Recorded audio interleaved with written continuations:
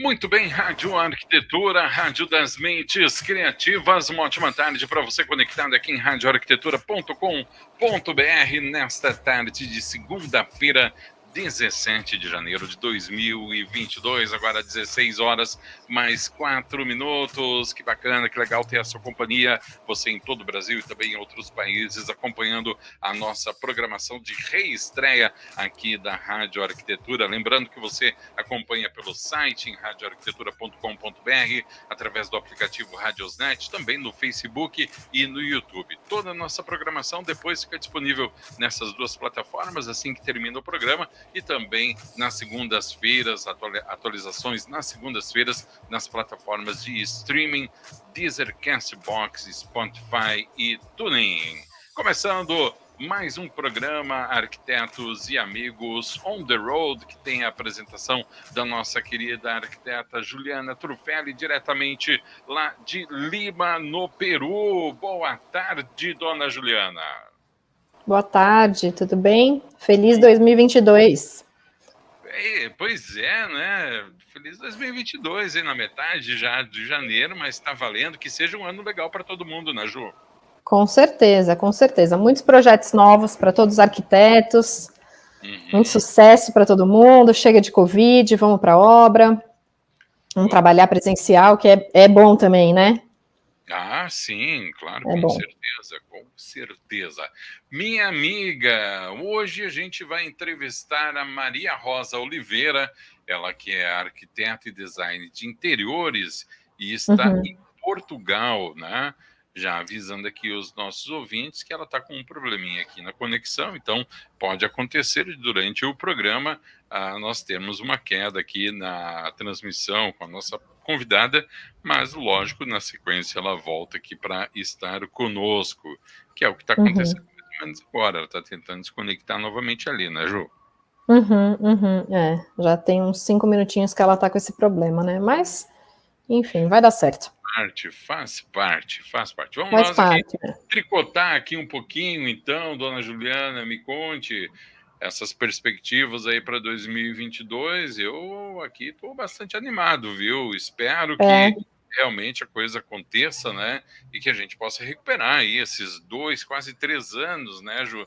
Mas tem aprendido alguma coisa. Aquele momento que a gente tanto falou, né, Juliana? De quando terminasse a pandemia, as pessoas estarem mais conscientes, né? Então, acho que esse momento está chegando aqui. Deixa eu aproveitar, Ju, enquanto... ela está entrando aqui. Deixa eu colocar aqui na tela a arquiteta e design de interiores Maria Rosa Oliveira. Vamos ver se ela entra aqui, assim a gente consegue conversar com ela. Mas acho que está meio travadinho. Tá ruim, hein? Que pena. Pera, vamos tentar de novo aqui. A gente não desiste nunca. Né? Não desistimos, não. Ela tá tentando pelo celular, né? Podia tentar pelo computador, não sei. Ou se ela já tentou pelo computador, não sei. Vamos ver se ela nos ouve. Maria Rosa Oliveira, consegue nos ouvir? Boa tarde. Olá. Tá bastante travado. Eu vou pedir o seguinte para ti, ó. Eu vou te remover aqui da transmissão e eu vou pedir que tu entre novamente, mas sem a tua câmera, tá? Entra só com o teu áudio para ver se Olá, boa tarde. a gente consegue apenas te ouvir. Vamos lá, vou ter que retirar ela aqui porque nós estamos com um problema, inclusive, de delay, né? Mas, enfim, vamos lá, vamos aguardar aqui ela para ver se ela conseguiu ouvir aqui o meu recado. Enquanto ela não entra, eu quero saudar aqui os nossos ouvintes, os nossos amigos da Rádio Arquitetura que estão acompanhando essa primeira transmissão. Vamos ver aqui, vou colocar ela aqui novamente, vamos ver. Maria Rosa, nos ouve? Olá. Olá, boa tarde. Boa tarde. Será que agora eu fico? Infelizmente. Oi, Maria. Oi, Juliana. Infelizmente, por uma questão da transmissão, nós vamos ficar sem a tua imagem porque estava travando demais, tá? Pois é, na verdade, eu troquei agora para o computador porque mais cedo eu não consegui entrar no link no computador, por isso que eu estava no celular. Troquei pelo computador agora. Tá, então habilita a tua câmera. Vamos tentar com a câmera? Vamos. Tá aí, deu certo. Deu? Tô aqui. Deu certo.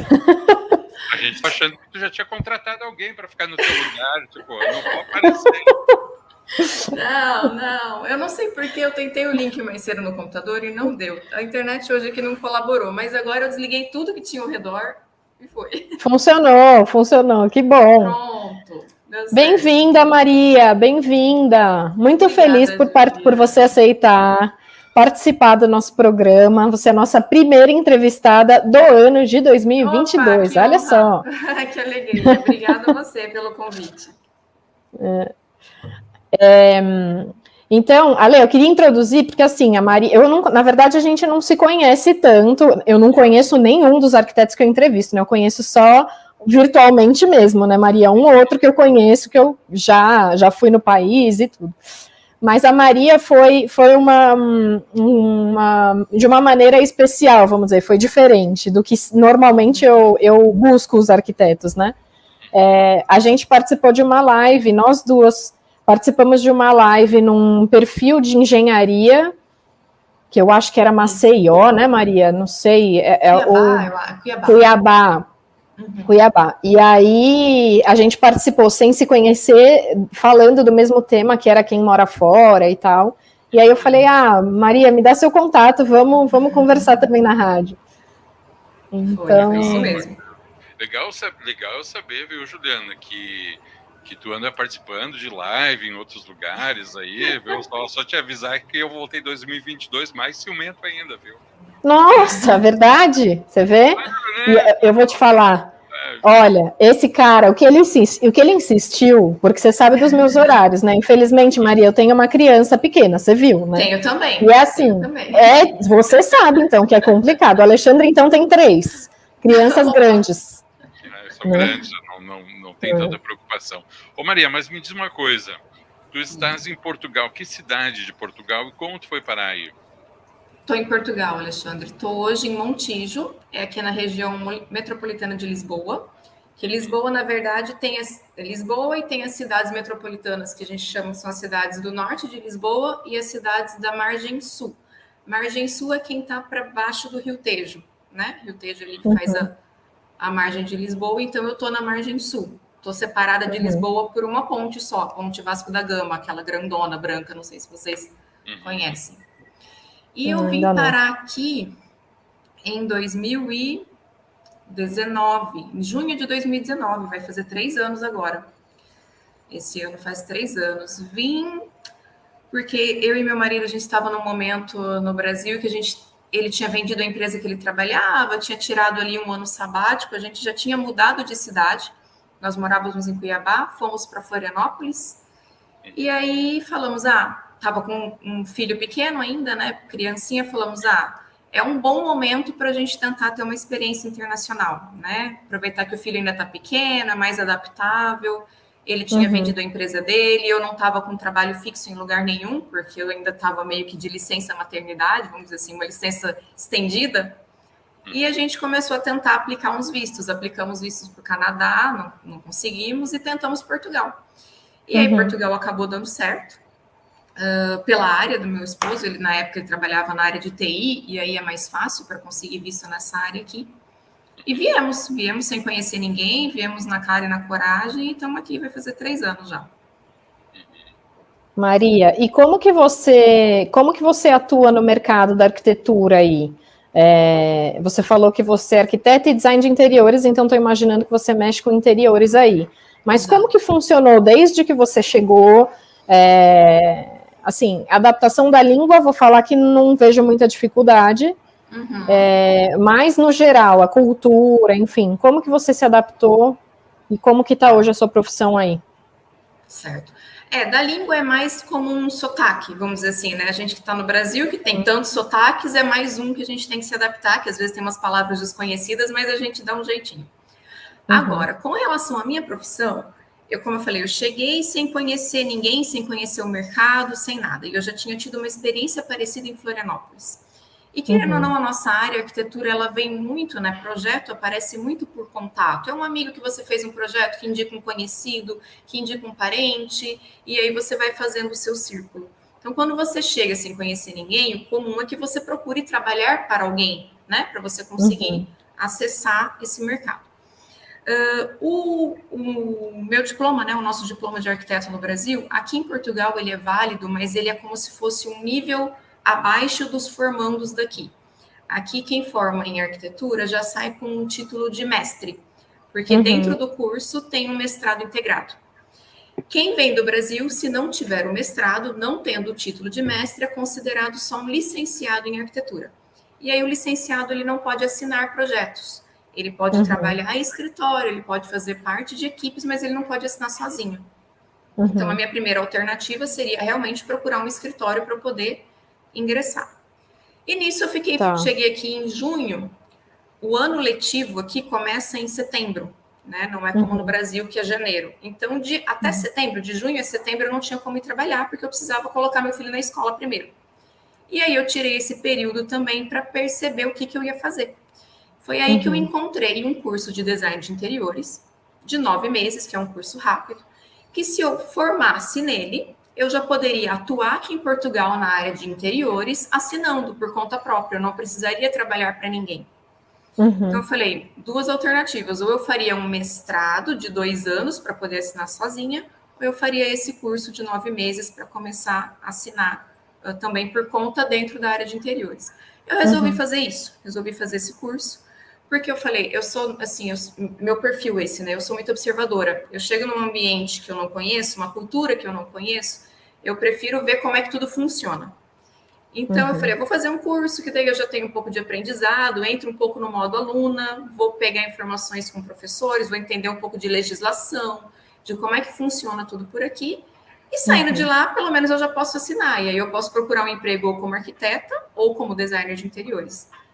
Então, foi esse o caminho que eu escolhi. Só que durante o curso, em contato com professores e tudo mais, eu contei, né, que eu já era arquiteta, que eu já tenho aí 12 anos de formado em arquitetura, já dei aula no Brasil para a universidade. A escola que eu formei acabou me chamando para dar aula. Então, eu ingressei no mercado de lecionar. Então, hoje eu dou aula na escola que eu formei. Eu dou aula para a turma de design de interiores. E de projeto aqui eu trabalho realmente na área de interiores, que é a área que para mim hoje é mais facilitada, me permite assinar, eu tenho total liberdade nessa área aqui. Trabalho em consultorias, né, de interiores, aí eu posso atender qualquer lugar do mundo, Brasil, Portugal, onde surgir. É assim que estou no momento. E com o processo andando de validação do diploma para poder, no caso, no futuro, se for o caso, atuar como arquiteta também. E assim, você, como que foi seu primeiro projeto aí? Você conseguiu já trabalhar no mercado de Portugal ou não? Você está dando aula e está trabalhando online no Brasil? Enfim, conta como é que você se inseriu aí. Olha, vou te falar a verdade, que me inserir aqui, eu não inseri ainda como se eu estivesse no Brasil. Ainda não tem aquela rede de contatos. Mas já peguei projeto aqui, mas não são projetos arquitetônicos, são consultoria, que também são feitas online, né? Então, o cliente aparece e veio por Instagram, por rede social, né? Por essa modernidade que nos facilitou um pouco a vida hoje em dia. E aí atendi. Ainda, na verdade, eu acho que eu não me inseri tanto, eu acho que porque eu sou cautelosa, sabe? Aquele receio, eu não conheço muito bem as marcas, então vamos um passinho de cada vez, não vou me sobrecarregar com isso. Então, já peguei uns 2, 3 projetos aqui, mas esse ano tá na minha lista abrir mais essa agenda. Não quero mais ficar ganhando só em real e gastando em euro, né? Preciso começar a faturar em euro. Ninguém merece, né? Vezes 6, né? É 6 que tá? 6,5. 6,5, quase 7. Qual é a maior diferença que tu já encontrou aí, Maria, entre o mercado português e o mercado brasileiro, o cliente? Quais são as diferenças? Olha, vamos assim, não sei se é bem uma diferença, porque no Brasil acaba acontecendo também, só que eu acho que aqui é mais perceptível. o português ele é bem conservador. Então, não é alguém que chega... O brasileiro, ele valoriza bastante quem vem de fora, vamos dizer assim. Chegou alguém de fora, o brasileiro se encanta com uma novidade e fala, uau, eu quero quem é de fora, eu quero o que é de fora. O português não. O português, ele valoriza muito o que é dele. Então, para você conseguir espaço aqui, não adianta você chegar falando, olha, eu sou tal coisa, eu tenho uma história lá, mas aqui ninguém sabe quem você é. Então, você tem que ir conquistando o seu pedacinho, dia após dia, conversa com uma pessoa, ganha uma confiança aqui, uma indicação ali, para você ir ingressando e ele realmente te conhecendo, assim, pessoalmente, entendeu? Eu acho que essa é uma cara, não só na minha área, né? Não só na nossa área de arquitetura, é geral. Meu marido passa por isso também. Eu acho que todos os lugares, viu, Maria? Porque eu já estou no 3º país. Agora também passou pela mesma coisa. E eu estou na América Latina ainda, né? Quer dizer, eu tô bem perto do Brasil, mas ainda assim, aqui é a mesma coisa. Eles querem saber quem você é antes, tem muito receio, assim, né? Eles são bem patriotas, vamos dizer assim. A gente brinca que até no mercado, assim, você não acha muitas marcas de fora, sabe? É tudo bem produto português mesmo. E Maria... Fala, desculpa. Não, vai lá. Não, eu ia perguntar com relação à arquitetura daí de interiores, que eu acho que é mais aonde você está. Então, acho que é mais o que você está vendo. Eu dei uma fuçada na internet para conhecer um pouco, mas eu queria que você falasse para a gente o que você vê na arquitetura de interiores, o que você consegue comparar com a arquitetura de interiores no Brasil, de acabamentos, de estilo, né? Se existe, por exemplo, aí você consegue fazer um projeto minimalista ou não, impossível. Como é que você estuda e trabalha para esses caras? Enfim, conta um pouco para a gente o que você vê. Deixa eu incluir mais um quesito na tua pergunta, Ju. Que é algo que eu tenho a impressão aqui do Brasil, e talvez eu esteja errado, né? O componente religioso também é muito forte dentro desse contexto? Não, Alexandre, não é. Por incrível que pareça, eu também tinha ideia que seria, não é não. Não é. O que é muito forte aqui dentro do contexto, e é para arquitetura e cai também para interiores, porque apesar de eu não atuar, eu estudo muito a questão da arquitetura aqui, né? Porque, querendo ou não, é minha área, eu sou apaixonada mesmo.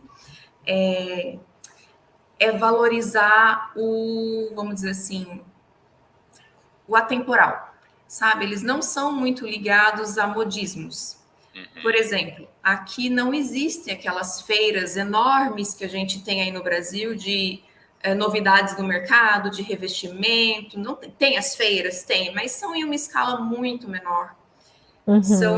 A maioria são expositores, são marcas portuguesas. Você vai em uma, vai em outra, muda o ano. Eu fui nos 3 anos que eu estou aqui, eu fui nos 3 anos consecutivos. Não tem aquelas novidades que muda tudo de um ano para o outro. Não tem, eles não são ligados a todas as novidades tecnológicas que o mercado está oferecendo. Porque o que eles valorizam no projeto aqui? Os edifícios aqui, eles são construídos para durar 50, 60, 100 anos, passar de geração em geração. Quando eu cheguei aqui, minha primeira casa foi num prédio de 1912. Então, tem mais de 100 anos.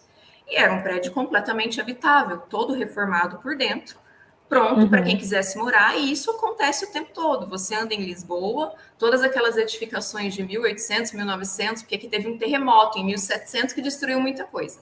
Depois disso, quando foi reconstruído, as edificações estão todas habitadas. O que não está habitado está sendo remodelado para ser habitado. Então, eles não pensam em uma coisa que vai durar 10 anos e daqui a um pouco vai ter que mudar. Então, o que eles valorizam? Eles valorizam os materiais reais, sabe? É muita madeira de verdade, é muito mármore, é muito granito, muita pedra.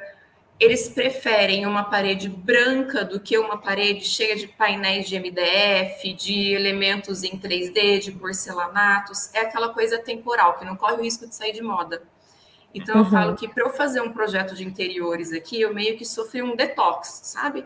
O meu olho, ele passou por um detox para eu passar a olhar e analisar realmente aquilo que... Onde eu posso investir para que esse projeto passe do cliente que eu estou atendendo para o filho dele, o neto, se for o caso, e que olhe e pareça um projeto atemporal. Mas isso um projeto que vai ficar para a história. Um lado que eu acho que é bacana, que é isso aí que tu traz, né? E principalmente quando a gente pensar sobre o prisma do próprio patrimônio histórico, porque para te poder utilizar essas construções, elas têm que estar em bom estado, ou seja, o que cuida do patrimônio histórico também tem que ser bastante atuante. Mas, por outro lado eu te pergunto, esse conceito não te limita também um pouco em relação à própria criatividade ou chega a ser um desafio maior para a criatividade, Maria? Olha, Alexandre, no começo, eu vou falar o que aconteceu comigo. Na verdade, eu vim de um processo inverso. Eu, no Brasil, eu me sentia pouco criativa, porque eu achava que eu não conseguia acompanhar todos os modismos. Eu sentia, às vezes, que o cliente conhecia mais produtos do que eu, e que, às vezes, eu não conseguia fazer um projeto porque ele não estava cheio de detalhes, e, às vezes, eu me questionava.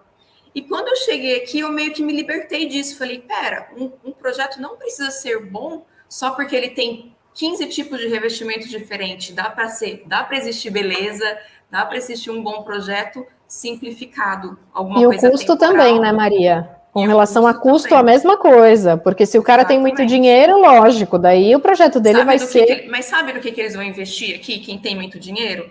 Não é no revestimento da parede. A parede vai ser branca, o piso vai ser de madeira verdadeira, e aí eles vão investir na obra de arte. É um móvel de design, é um quadro na parede, é uma luminária bonita que serve como objeto de design. Nossa, é outra coisa.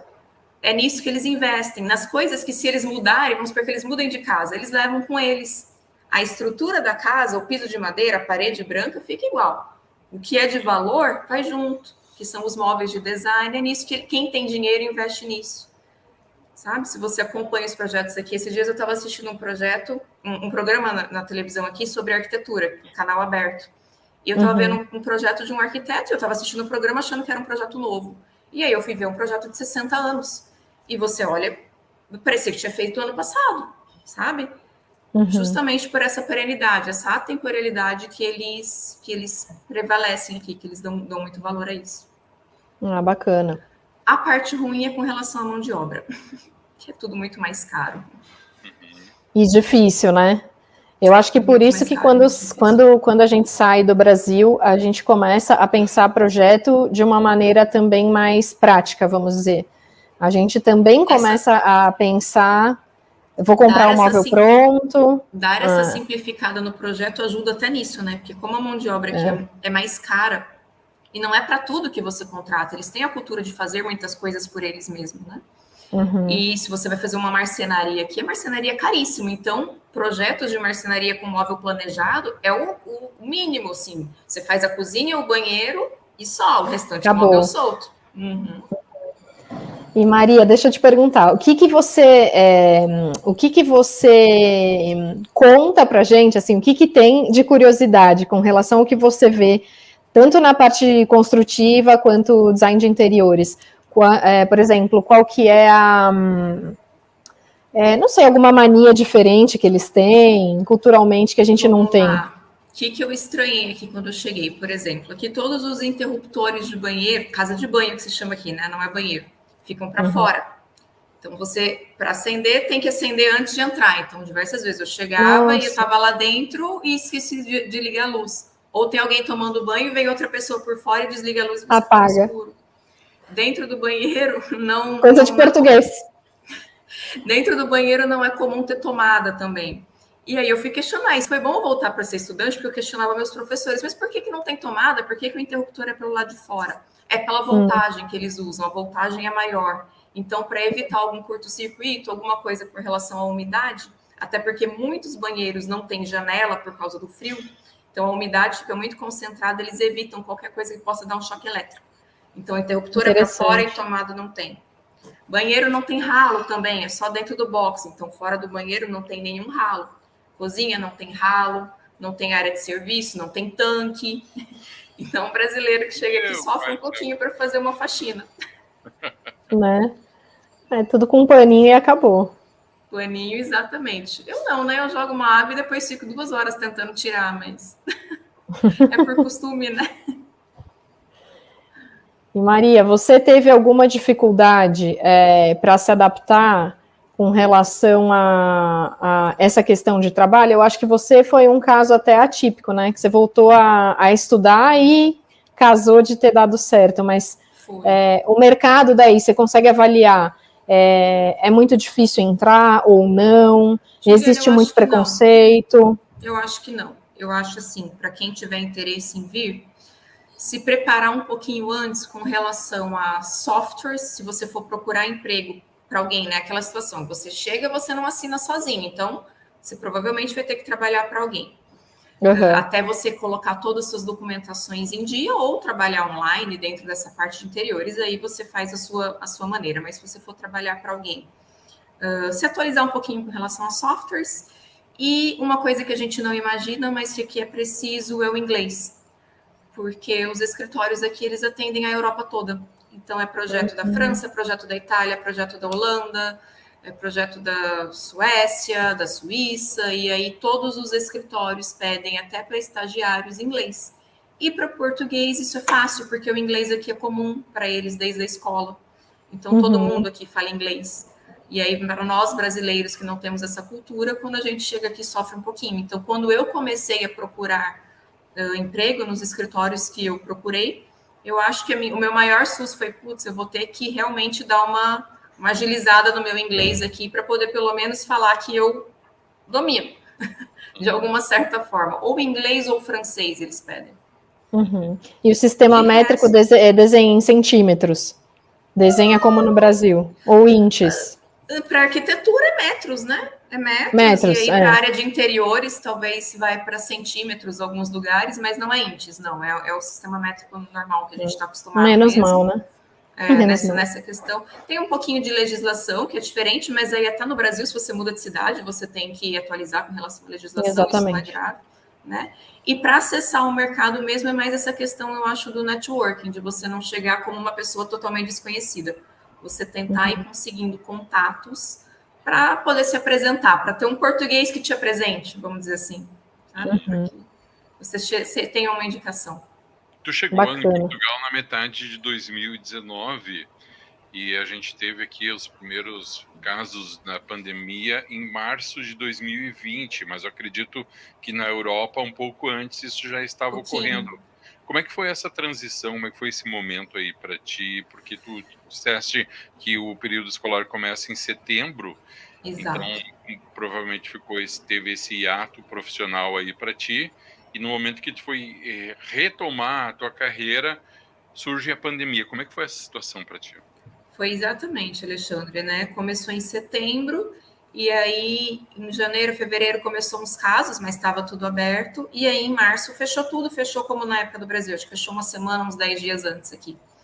E eu estava em aulas ainda estava fazendo o curso de interiores. Tanto que o meu final de curso, eu terminei o curso online, né? Foi ensino à distância, como estava sendo todo o ensino à distância aqui. E isso deu uma parada também na minha busca por trabalho, porque estava todo mundo em home office, ninguém estava contratando ninguém, estava todo o mercado estacionado para ver o que ia acontecer. E graças a Deus que assim que terminou meu curso em julho, em setembro começaria novas turmas na escola e já me chamaram para dar aula, então foi bem encaminhado. Senão, com certeza, teria tido mais dificuldade, porque as coisas só começaram a se normalizar mesmo em relação ao trabalho agora, esse ano que passou, né, nesse último semestre. Que saiu as pessoas de home office, que os escritórios voltaram a contratar, e agora tem vaga atrás de vaga, está todo mundo contratando arquiteto, todo mundo contratando design de interiores, mas se eu não tivesse tido essa indicação para dar aulas, talvez fosse mais difícil, porque realmente houve um hiato mesmo, e com criança em casa, filho em casa, mesmo que eu conseguisse um trabalho, a criança estava em casa, não tinha como ficar sozinho, porque a gente somos só nós três aqui, né? Não tem família, não tem com quem deixar. Então... Conheço bem. Maria, eu queria te agradecer. A gente está terminando o nosso tempo. É muito curto o tempo, porque a gente quer saber tanta coisa. Mas chorar agora, né, Juliana? Não, porque agora me podam, sabe, Maria? Agora eu não tenho mais choro, não tem mais chorinho, não. Agora acabou, né? Não tem mais. Não tem mais. Então, eu queria te agradecer e ainda deixar o convite, estender o convite para a gente conversar outras vezes. Agora a gente vai ter aí esse ano mais projetos, vamos fazer outro tipo de entrevista também, vamos envolver mais gente, vai ser bem bacana. Então, eu queria te agradecer e vamos manter contato. Eu que agradeço, Juliana, agradeço, Alexandre, foi um prazer. E o que aparecer, estou à disposição, pode me chamar, adoro bater papo. Desculpa aí pelo começo, a confusão da internet, ainda bem que normalizou. Mas só chamar que eu estou por aqui.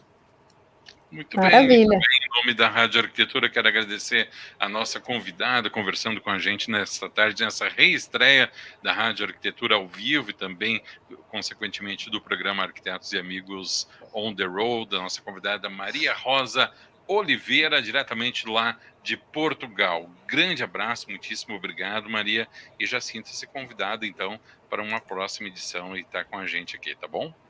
Obrigada. Valeu, grande Obrigada, abraço. Maria. Conectando aqui a nossa convidada, arquiteta e designer de interiores, Maria Rosa Oliveira, e também a nossa querida Ju Trufelli, que já temos um encontro marcado para a próxima segunda-feira, dona Juliana. Marcadíssimo. Perfeito, então, um grande beijo, uma boa semana. Boa semana, beijo, tchau, tchau. Tchau. E a nossa transmissão ao vivo também vai ficando por aqui. Agora são 16 horas 35 minutos. Eu quero te convidar porque às 17 horas tem mais um programa ao vivo aqui na Rádio Arquitetura.